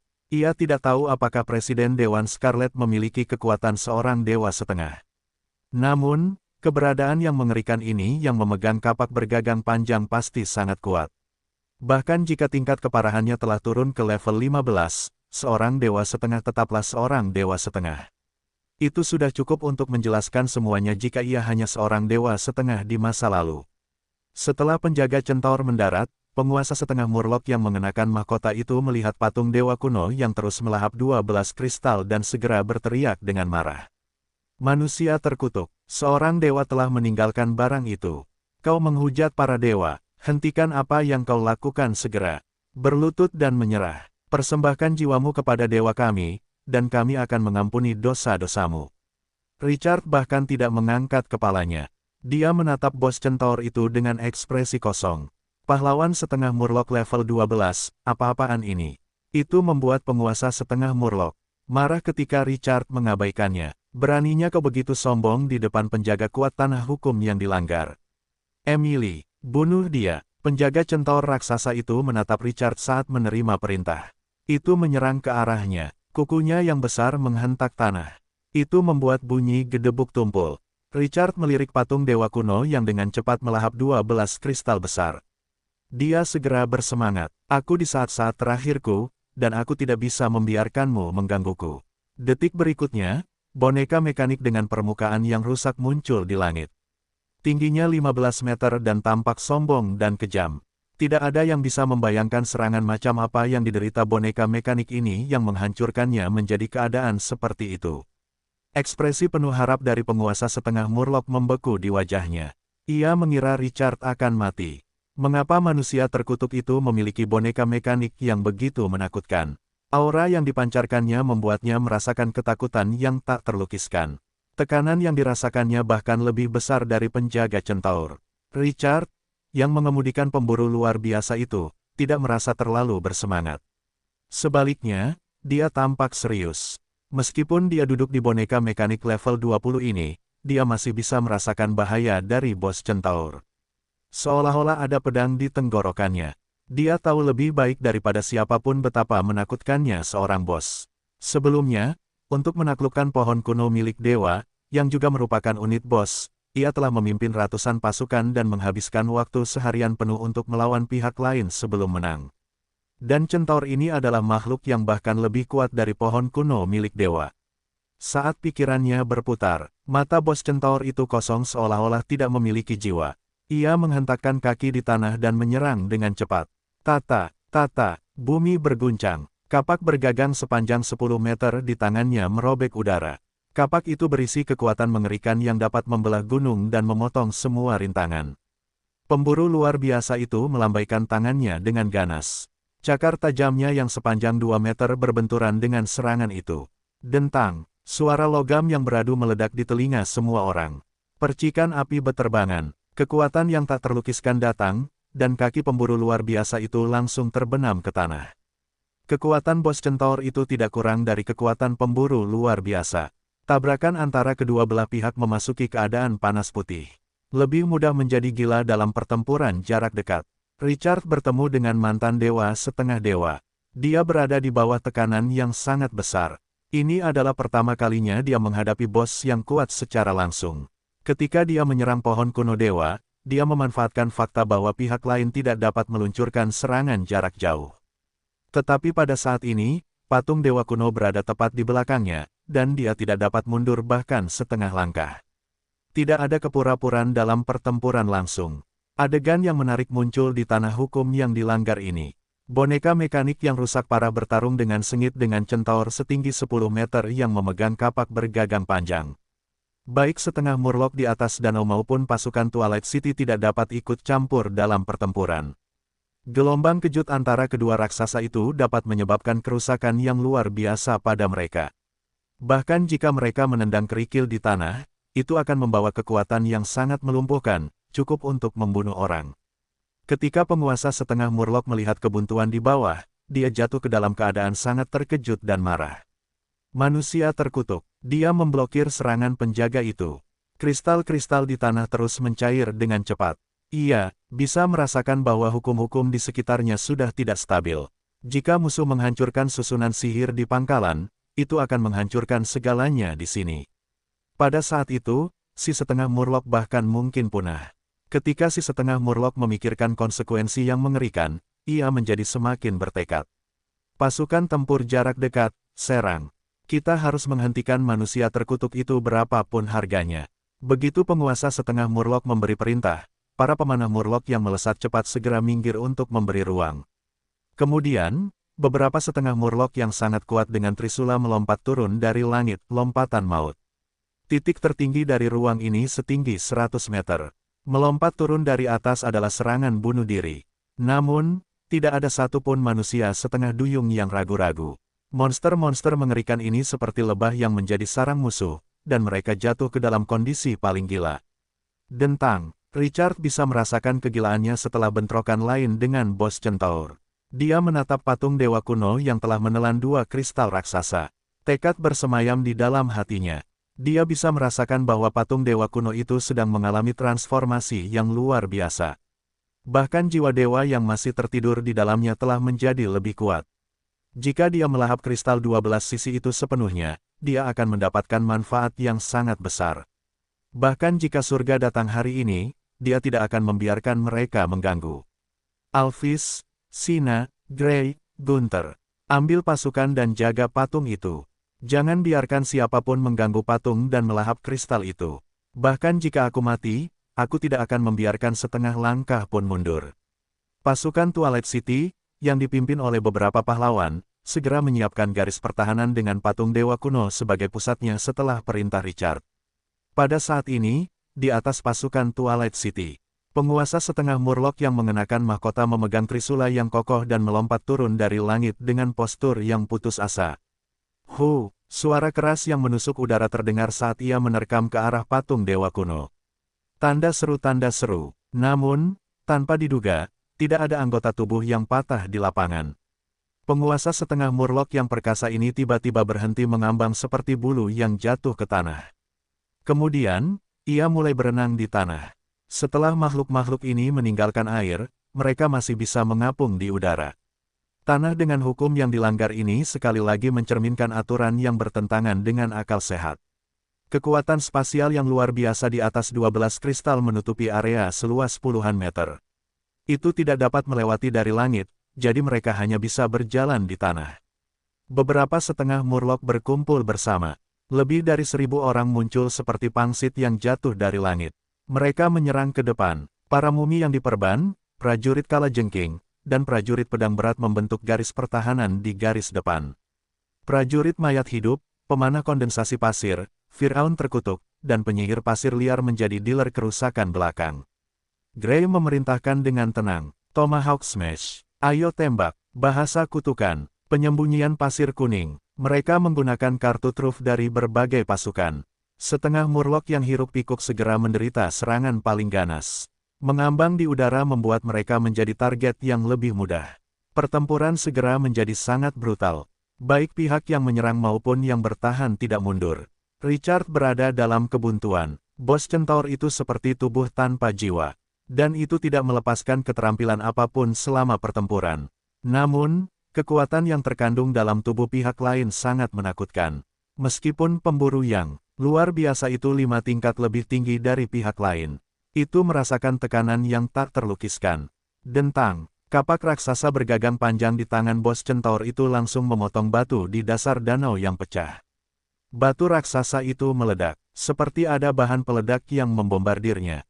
Kedua prajurit setengah murloc itu tidak memperhatikan, dan sebuah batu menghantam mereka. Musuh-musuh itu menghancurkan tubuh mereka di tanah. Richard memanfaatkan momen ketika pria itu mengeluarkan pisaunya. Dia mendekat dan mengayunkan lengan kanannya. Senjata itu menusuk tubuh pria itu. Puci, dia menarik dengan kuat, dan bekas luka yang berlebihan muncul. Namun yang mengejutkan, bukan hanya lukanya tidak berdarah, tetapi juga tampak seperti bekas luka. Sebaliknya, dia kembali normal dalam 2 tarikan napas pendek. Rasanya seperti cedera yang baru saja dideritanya palsu. Itu memiliki kemampuan penyembuhan diri yang mengerikan. Wajah Richard menjadi semakin serius. Setiap kali bos centaur itu mengayunkan kapak raksasa bergagang panjang, itu akan memberikan tekanan yang melumpuhkan bagi Richard.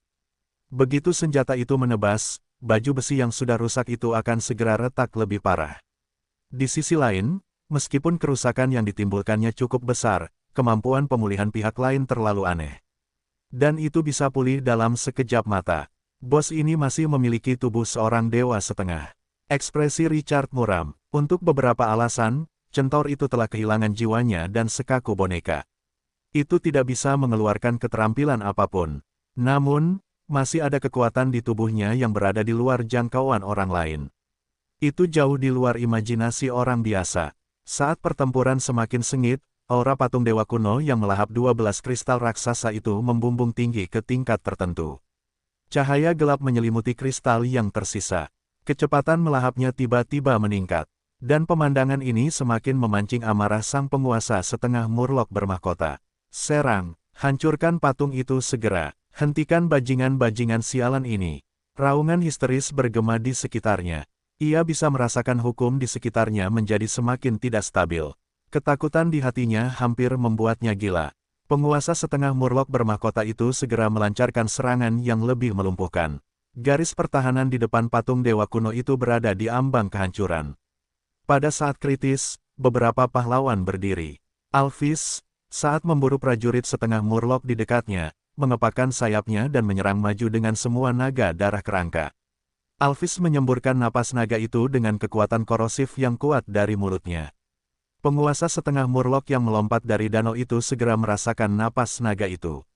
Grey memerintahkan pasukan untuk bertarung sementara pasukan lainnya memerintahkan pasukan lain untuk menyerang. Begitu formasi musuh padat, mereka akan segera melepaskan bahasa kutukan. Bahasa kutukan itu akan mengendalikan situasi secara paksa dan menciptakan kesempatan bagi pasukan untuk menyerang. Gunther, yang terbungkus perban berwarna darah, mengangkat bola korosi di tangannya. Pahlawan kekar ini seperti meriam. Ia merapal mantra dengan panik. Mereka membersihkan area demi area. Para setengah murloc yang mati di depan mereka juga akan meledak. Hal itu menyebabkan kerusakan luar biasa pada rekan-rekan mereka. Meskipun para setengah murloc itu agresif, di bawah kepemimpinan beberapa pahlawan yang kuat, mereka tidak seperti yang terlihat. Mereka mampu menahan gelombang demi gelombang serangan. Wuho, wuho, wuho. Tiba-tiba, suara klakson yang dalam terdengar dari air. Richard tiba-tiba menyadari bahwa bos centaur di depannya memancarkan aura yang menakutkan. Rune biru yang tak terhitung jumlahnya muncul di sekitar tubuhnya. Kapak raksasa bergagang panjang di tangannya juga mekar dengan bintik-bintik biru pada saat ini, dan ujung tajam bilah kapak raksasa bergagang panjang hampir menembus ruang. Tekanan yang dialaminya langsung meningkat hingga ekstrim. Mata Richard menyipit, pasir kuning di tubuhnya melonjak. Dalam sekejap, aura bos centaur itu naik ke puncaknya, dan tanah di bawah kakinya tiba-tiba amblas. Dia memanfaatkan momentum itu dan maju terus. Bilah tajam itu diacungkan, bos centaur itu mengangkat kapak raksasa bergagang panjang untuk memblokir serangan itu. Dentang, dalam sekejap, kedua belah pihak berada dalam kebuntuan. Richard menekan centaur itu dengan sekuat tenaga, dan pada saat yang sama, dia mengendalikan pasir untuk menenggelamkan centaur itu ke dalam pasir hisap yang akan mencegahnya menggunakan kekuatan penuhnya. Bos centaur yang baru saja meledak itu langsung dibatasi. Kedua belah pihak berada dalam jalan buntu, dan kunci pertempuran itu adalah bentrokan antara setengah murloc dan pasukan Twilight City. Satu pihak bertahan, pihak lain menyerang. Namun, dengan 4 pahlawan peringkat A yang kuat, setengah murloc tidak dapat menembus perlawanan Twilight City bahkan jika mereka memiliki keunggulan geografis dan numerik. Itu melelehkan lebih banyak dari 12 kristal. Tuan setengah murloc tidak bisa lagi duduk diam. Dengan lambaian tangannya, tongkat sihir biru tua muncul di tangannya. Itu melompat turun dari danau dan mendarat di tanah. Kemudian, itu melambaikan tangannya. Ratusan lubang seukuran kepalan tangan muncul di perisai transparan di langit. Dan air danau mengalir turun. Saat air danau jatuh, itu membentuk es tajam yang menembus pasukan Twilight City dengan kecepatan yang mengerikan. Puci, kerak, mereka bisa mendengar suara retakan tulang. Es menghantam dan melukai pasukan dengan parah. Serangan sihir, bahkan jika Richard mengaktifkan transformasi pasir, dia tidak dapat memblokirnya. Untungnya, transformasi pasir memiliki kemampuan penyembuhan yang kuat. Jadi pasukan dapat menahannya. Namun, mantra berskala besar ini memberi banyak tekanan pada pasukan, dan para setengah murloc mengambil kesempatan untuk maju dengan cepat. Garis pertahanan bergetar lagi. Sina, yang menyerbu ke depan, melihat pemandangan ini, dan matanya menyipit. Grey, Gunther, bekerja samalah denganku. Suara itu jatuh. Tubuhnya langsung menghilang. Detik berikutnya, selusin makhluk setengah murloc perkasa di depan hanya melihat sekilas bayangan. Ia merasakan sakit yang tajam di lehernya. Ia kehilangan kesadaran dalam sekejap. Hanya ada satu pikiran dalam benaknya sebelum ia mati. Begitu cepat, pahlawan kekar dengan keterampilan pertempuran tingkat master ini seperti pedang tajam saat ini. Kemanapun ia lewat, ia dapat menghancurkan bahkan perisai terkuat dan tertebal sekalipun. Ketika penguasa setengah murloc melihat Sina menyerbu ke arahnya, wajahnya menunjukkan senyum dingin. Ia melambaikan tangannya. Air danau di langit tiba-tiba jatuh. Perisai air danau yang lebar terbentuk di sekeliling tubuhnya. Kemudian, gelombang air yang besar melonjak dan menyelimuti Sina. Es yang tak terhitung jumlahnya mengembun dalam sekejap dan melesat di udara seperti anak panah. Pada saat yang sama, sepasang belenggu kristal es padat terbentuk di bawah kakinya. Pengecoran ganda, karakteristik yang luar biasa. Namun sebelum penguasa setengah murloc itu bisa tersenyum. Klang, bayangan pedang itu berkelebat, dan belenggu di kakinya pun putus. Prajurit wanita itu dengan tatapan dingin bergerak lebih cepat dan menyerbu ke dalam es yang mengandung kekuatan membunuh. Ia telah mengacungkan pedang panjang itu dengan gila-gilaan. Kengkiang, kengkiang, es tebal di depannya semuanya terpotong dalam sekejap mata. Tidak ada satupun yang tertinggal. Penguasa setengah murloc itu merasakan hawa dingin di tulang belakangnya. Ia tidak punya waktu untuk bereaksi. Bunuh, teriak pihak lain. Suara itu datang kepadanya seperti sambaran petir. Kilatan dingin melintas. Pedang itu langsung menembus perisai air danau. Sina ingin menghancurkan perisai itu secara langsung, tetapi pedang di tangannya terasa seolah-olah telah memotong merkuri. Pedang itu menjadi berkali-kali lebih berat dalam sekejap. Pedang itu sangat mengurangi kekuatan serangannya. Seseorang tidak dapat menghancurkannya. Ketika Sina merasakan ini, veteran yang tangguh dalam pertempuran itu berbalik ke samping. Ia langsung menyerang penguasa setengah murloc yang memegang trisula di sekitarnya.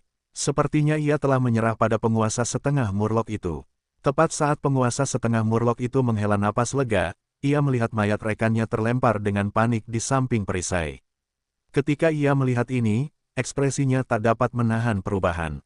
Mereka segera terus memadatkan es untuk melancarkan serangan yang lebih terkonsentrasi. Namun, keterampilan tempur prajurit wanita itu berada di luar imajinasi penguasa itu. Tidak peduli seberapa tajam serangannya, yang lain akan selalu punya cara untuk melawannya. Ia menyaksikan dengan tak berdaya saat pihak lain membantai lusinan setengah murloc. Setelah mayat-mayat itu menumpuk menjadi gunung kecil, tiba-tiba, suara dingin terdengar. Meledak, mayat di depan perisai danau meledak dengan ledakan. Itu seperti memasukkan bubuk mesiu alkimia ke dalamnya. Bang! Gelombang kejut yang mengerikan menghancurkan perisai itu. Detik berikutnya, prajurit wanita dengan pedang panjang terpantul di mata penguasa setengah murloc. Itu mengejutkan. Ia melambaikan tangannya, dan perisai air muncul di tubuhnya. Bang! Dampak yang mengerikan menghantam pikirannya. Ia tertegun di tempat. Kemudian, ia merasakan sentuhan dingin di lehernya. Puci! Setelah kepala itu terbang tinggi ke udara, ia jatuh dengan keras ke tanah. Mayat tanpa kepala muncul. Baru kemudian sosok Sina muncul di belakangnya. Prajurit yang ganas itu sama sekali tidak ragu-ragu. Tubuhnya bersinar, dan ia terus membunuh setengah murloc di sekitarnya. Namun, penguasa setengah murloc yang kepalanya terpenggal itu tiba-tiba melakukan sesuatu yang membuat semua orang tercengang. Tubuh tanpa kepala di tanah itu tiba-tiba berdiri, mengambil kepala yang jatuh ke tanah, dan mengibaskan ekor ikannya. Ia berenang langsung kembali ke danau di langit. Ketika Sina berbalik, ia menyadari ada yang tidak beres dan melihat punggung orang lain itu berlari menjauh sambil memegangi kepalanya. Keheranan menyelimuti wajahnya. Ia tidak mati. Setelah kembali ke danau, penguasa setengah murloc itu meletakkan kepalanya kembali ke lehernya. Kemudian, dengan gelombang energi, bekas luka itu pulih sepenuhnya dalam beberapa tarikan napas. Selain auranya yang sedikit melemah, ia baik-baik saja. Bunuh mereka, aku akan menghancurkan bajingan-bajingan itu. Penguasa setengah murloc itu meraung marah dan terkejut. Namun, kali ini, pahlawan level 12 itu tidak akan meninggalkan danau itu apapun yang terjadi. Richard masih menjebak bos centaur setengah dewa itu di pasir. Ia tidak bisa melarikan diri. Penguasa setengah murloc itu tidak berani meninggalkan danau. Prajurit setengah murloc yang tersisa sangat ganas. Namun, mereka tidak dapat menembus garis pertahanan Twilight City. Dalam kebuntuan ini, pada akhirnya, patung dewa kuno meningkatkan kecepatan melahapnya. Ia benar-benar menghabiskan 12 kristal yang mengandung energi spasial yang sangat besar. Pemberitahuan sistem berbunyi pada saat yang sama. Ding gelombang. Patung dewa kuno telah melahap segel tanah hukum yang dilanggar. Area ini akan benar-benar runtuh dalam 1 jam. Ding gelombang jiwa dewa yang tertidur telah melahap beberapa kristal yang berisi hukum spasial. Atribut dewa dalam tubuh telah meningkat sebesar 1 poin, dan pada saat yang sama, ia telah memperoleh kekuatan spasial khusus. Ding gelombang patung dewa kuno telah melahap beberapa kristal spasial yang berisi hukum. Ia meningkatkan kualitasnya. Jumlah jiwa yang dapat ditampungnya telah meningkat sebesar Mata Richard berbinar ketika mendengar pemberitahuan sistem. Dia ingin meningkatkan kualitas patung dewa kuno, tetapi mendapatkan kapasitas jiwa tambahan merupakan kejutan besar. Kekuatan tempurnya yang abadi dan tidak dapat dihancurkan sangat luar biasa. Selain itu, jiwa dewa yang tertidur juga memperoleh poin keilahian tambahan. Itu adalah keilahian, bukan kubis. Tanda seru. Dia mendapat 1 poin untuk sesuatu yang hanya bisa dimiliki oleh para dewa. Itu sangat nyaman. Pada saat ini, patung dewa kuno yang telah selesai melahap memancarkan cahaya terang. Itu menyelimuti kristal berongga, dan kemudian kristal yang berisi kekuatan tak terbatas menghilang. Pada saat yang sama, patung dewa kuno muncul dari udara tipis di lengan Richard. Ekspresi Richard berubah ketika dia merasakan kehadiran yang dikenalnya. Bahkan patung itu tahu bahwa dia telah kembali. Apakah itu menjadi roh? Tiba-tiba, boom, boom, sebuah suara datang dari tanah.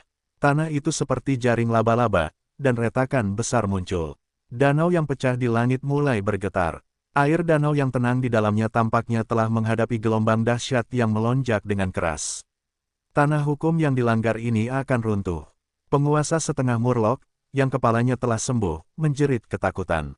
Tidak, semua setengah murloc yang tampak jelek dan ganas di atas jatuh ke dalam ketakutan yang tak terlukiskan. Jauh di dalam hati mereka dapat merasakan bencana yang akan terjadi. Kematian menatap mereka. Richard menggunakan seluruh kekuatannya untuk menekan bos centaur itu. Richard menjebaknya di pasir hisap. Dia memerintahkan dengan tegas. Alphys, Gray, segera bawa pasukan keluar. Daerah ini akan runtuh. Setelah kalian pergi, jangan tinggal. Bawa para ksatria kematian di pintu masuk dengan tomahawk raksasa.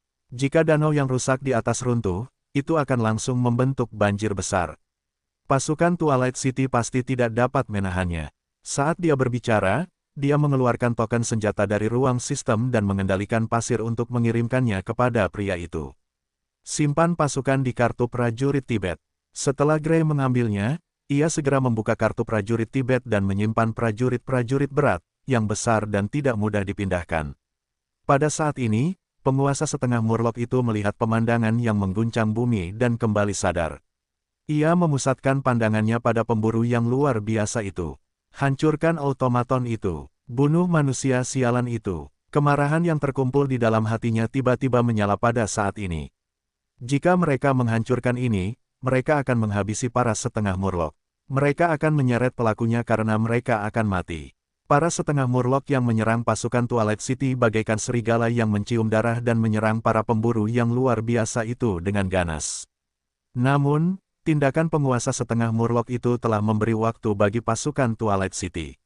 Setelah pasukan yang sangat besar itu disimpan dalam kartu prajurit Tibet, Angkatan Udara membawa sisa pasukan itu. Richard meninggalkan tanah hukum yang dilanggar itu secepat yang dia bisa.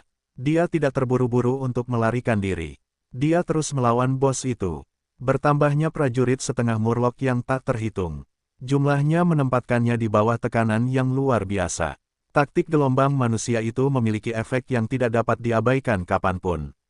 Sebagai upaya terakhir, dia hanya bisa melepaskan penindasan terhadap bos centaur itu dan menghancurkan semua musuh yang menerkamnya. Anggota tubuh setengah murloc yang patah beterbangan kemana-mana. Setelah kehilangan penindasan, bos centaur itu segera mendapatkan kembali keganasannya. Kapak raksasa bergagang panjang itu berayun lagi dengan suara siulan yang keras. Boom! Tiba-tiba, sebuah danau yang melayang di langit di belakangnya jatuh ke tanah. Bumi bergetar, dan kerikil melonjak lebih dari 10 cm tingginya. Danau yang pecah itu seperti pintu air yang terbuka, dan air yang sangat banyak menyembur keluar. Itu menimbulkan gelombang yang luar biasa lebih dari 10 meter tingginya. Itu menggulung potongan pasir dan kerikil yang tak terhitung jumlahnya. Dalam sekejap, itu melonjak ke segala arah. Butiran pasir menyelimuti semua orang. Arus air yang deras menyebarkan kelompok setengah murloc yang padat. Pemburu luar biasa Richard terus menabrak bos centaur di dalam air tanpa henti. Setelah danau terapung pertama runtuh, dia segera merasakan ruang di sekitarnya menjadi aktif. Segel pada energi spasial di area ini tidak ada lagi. Wuho, wuho, wuho. Dalam kekacauan yang ekstrim, trompet perang berbunyi lagi. Aura bos centaur melonjak liar, dan rune di tubuhnya menyilaukan. Alis Richard berkerut, dan dia dengan cepat menoleh. hanya untuk melihat penguasa setengah murloc yang jauh meniup trompetnya seperti orang gila. Apakah orang ini mencari kematian? Pemburu raksasa yang luar biasa itu menghilang ke udara tipis. Detik berikutnya, sosok raksasa itu muncul 100 meter jauhnya. Namun saat itu muncul, ia menghilang tanpa jejak. Bos centaur di tanah berbalik dengan kaku. Di mana musuh? Saat penguasa setengah murloc melihat boneka mekanik itu menghilang, ketakutan yang tak terlukiskan muncul di hatinya. Sebuah lengan menembus udara sebelum sempat menurunkan trompetnya. Puci, pedang berat sepanjang 2 meter itu langsung menembus tubuhnya. Semua kemarahan di wajahnya membeku. Keengganan yang ekstrim muncul di matanya. Namun, sebelum penguasa setengah murloc itu bisa melakukan hal lain, lengan mekanik raksasa itu berayun dengan ganas dan mencabik-cabik tubuh itu. Darah segar menyembur keluar. Penguasa setengah murloc ini, yang dipenggal, sekarang sudah mati seperti yang seharusnya. Ketika penguasa setengah murloc itu mati, tanduk yang bisa mengendalikan bos centaur di tangannya hancur. Itu tidak memberi Richard kesempatan untuk mengambilnya. Setelah mematahkan trompet perang, bos centaur, yang telah kehilangan targetnya, tiba-tiba membeku. Kemudian, matanya yang kosong tiba-tiba menyala. Seolah-olah tiba-tiba memiliki jiwa. Pihak lain berbalik untuk melihat sekeliling dan akhirnya melihat tubuh raksasa pemburu yang luar biasa dan anggota tubuh penguasa setengah murloc. Pihak lain kehilangan pikirannya sejenak. Itu berbalik dan pergi di danau berlumpur. Richard berbalik ketika dia mendengar suara itu. Dia menatap punggung bos centaur itu dengan perasaan campur aduk. Dia ingin menaklukkan centaur ini dengan tubuh setengah dewa. Dia masih memiliki kontrak gelap di tangannya yang lahir dari pohon kuno dewa itu. Kontrak itu bisa secara paksa mengontrak kehidupan. Namun, bos ini terlalu kuat. Seorang pemburu luar biasa yang belum diperbaiki tidak dapat mengalahkan pihak lain. Bos itu menggelengkan kepalanya dan tidak memikirkannya. Ada banyak makhluk kuat di dunia ini. Akan ada banyak peluang di masa depan. Bos itu mengalihkan perhatiannya kembali ke sekelilingnya. Tanpa perintah sang pahlawan, para prajurit setengah murloc itu berada dalam kekacauan. Beberapa dari mereka terus menyerang Richard, sementara yang lain berbalik dan berlari. Ketika Richard tidak melihat lagi ruang untuk berdiskusi, dia menarik napas dalam-dalam dan berencana untuk pergi. Namun, seolah-olah dia tiba-tiba memikirkan sesuatu, dia melambaikan tangannya, dan butiran pasir yang tak terhitung jumlahnya menyembur dari tanah. Dia mencari tubuh penguasa setengah murloc yang hancur itu. Sesaat kemudian, lengan yang terbuat dari pasir itu menemukan benda unik yang tampak seperti batu pada pria itu. Itu memancarkan fluktuasi sihir yang kuat, yang sangat luar biasa. Sayangnya, dia hanya punya yang ini. Setelah menyimpannya di ruang sistem, Richard terbang melalui celah-celah danau yang pecah. Pada saat ini, dia menyadari betapa besarnya danau yang pecah ini. Beberapa danau lebih dari 300 meter dan lebarnya lebih dari 1000 meter. Ada banyak sekali danau. Jika jatuh, itu akan berkali-kali lebih mengerikan daripada tsunami. Bidang penglihatan Richard melebar saat dia terbang di atas danau yang pecah. Langit biru tak berawan. Matahari yang cerah di atas kepala mereka memancarkan panas yang menyengat. Suasana hatinya langsung membaik. Dia menundukkan kepalanya untuk melihat. Potongan-potongan danau yang pecah yang tak terhitung jumlahnya di bawah memantulkan sinar matahari dan berkilauan.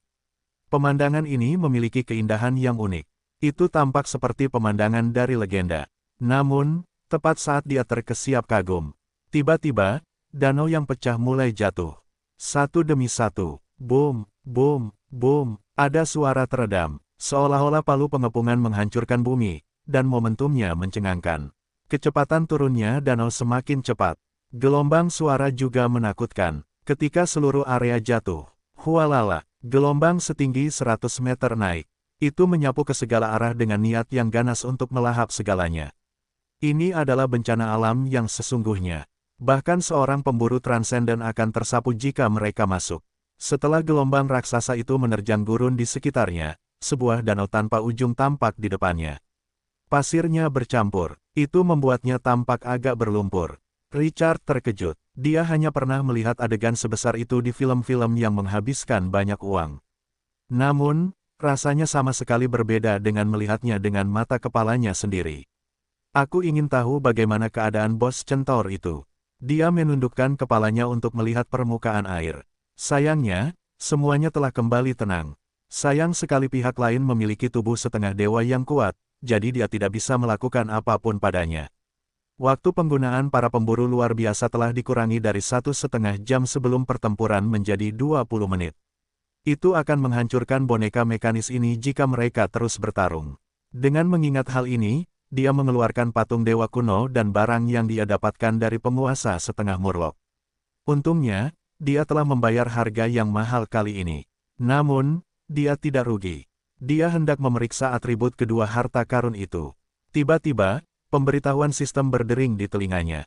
Ding gelombang pertempuran ruang bawah tanah khusus berskala besar para penjaga akan dimulai pada tanggal 15 Agustus pukul 12 siang.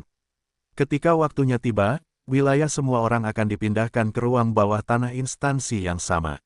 Monster tak terbatas dari dimensi lain akan menyerang wilayah Anda.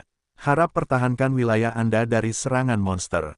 Semakin lama Anda bertahan, semakin banyak hadiah yang akan diberikan. Semua penguasa akan berpartisipasi dalam ruang bawah tanah instansi berskala besar ini. Penguasa dan prajurit penjara bawah tanah dapat menggunakan poin untuk bangkit kembali setelah mereka mati di penjara. Bawah tanah, semua penguasa, harap bersiap.